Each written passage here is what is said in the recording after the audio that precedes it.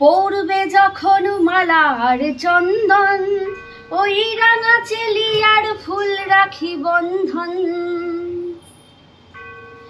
মিলন রাতের প্রদীপ হয়ে আমি জ্বলবো বাসরে, ওপারে থাকবো আমি, তুমি রইবে পারে। শুধু আমার দু চোখ ভরে দেখবো তোমারে, ওপারে থাকবো আমি, তুমি রইবে পারে। শুধু আমার দু চোখ ভরে দেখবো তোমারে। তো যাই হোক বন্ধুরা, ফাইনালি একটু গান করলাম তোমাদের সাথে। তোমরা বলো মাঝে মাঝে একটু গান শোনাতে, তাই জন্য একটু গান শোনালাম। আর এত সাজুগুজু করে রান্নাঘরে কেন জানো? গেছিলাম বাজারে, নিয়ে এলাম চিকেন। এখন জমিয়ে রান্না করছি চিকেন কষা। আগের দিন রান্না করেছিলাম চিকেন কষা, সেটা বেশ খেয়ে ভালো বলেছিলাম, তাই জন্য আবার আজকে রান্না করতে হবে হচ্ছে চিকেন কষা। আর লিপস্টিক ফিপস্টিক এসে আর তুলতে ভুলে গেছি, তো একটু তোমাদের সাথে একটু গানের লাইন শেয়ার করলাম। আর মাম্মা মুদিকে মিশুকের কাছে রয়েছে, নীলও রয়েছে আজকে। তো এই হলো গল্প। গরম গরম ভাত, একটা কুমড়ো, উচ্ছে, আলু পেঁয়াজ দিয়ে একটা চড়ানো বলে, সেটা রান্না হচ্ছে। তো এটাই আজকের হচ্ছে মেনু। আর চিকেন কষা, সাথে একটু চাটনি আছে, চাটনি নিয়ে নেবো। ওটা রাখা থাকে মাঝে মাঝে করে, যেদিন ইচ্ছা হয় খাই, যেদিন ইচ্ছা হয় না খাই না। এই হচ্ছে আজকের মেনু। তো তোমাদের মধ্যে মাঝে মাঝে প্রশ্ন করো যে তোমরা ঝগড়া করো না শাশুড়ি বৌমা মিলে।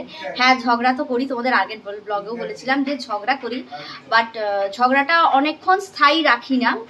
ঝগড়াটা তো করেই থেমে যায়, দিয়ে তারপরে কি হয় যে দুজনে এত ক্লোজ ফ্ল্যাট, যদি কথা না বলে থাকি না, মানে খুব ঘুম খেয়ে যায়, ভালো লাগে না।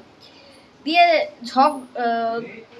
মানে বলার থ্রোয়িংটা তখন অন্য হয়ে যায়। এখন যেরকম খুব ভালো মুডে থাকলে, ও মা এক পিস চিকেন কষা টেস্ট করবে নাকি, যদি সেই মুহূর্তে থাকি তখন বলবে, তখনও কিন্তু আমি বলবো। এটা হচ্ছে মানে আমি যদি ঝগড়া করি তখনও বলবো, আমি ঝগড়া না করলেও বলবো। তখন আমি ঠিক এরকম করে বলবি, কি হলো এক পিস খাবে নাকি, দেখো ইচ্ছে হলে খাও, না হলে না খাও, ঠিক এইভাবে বলবো।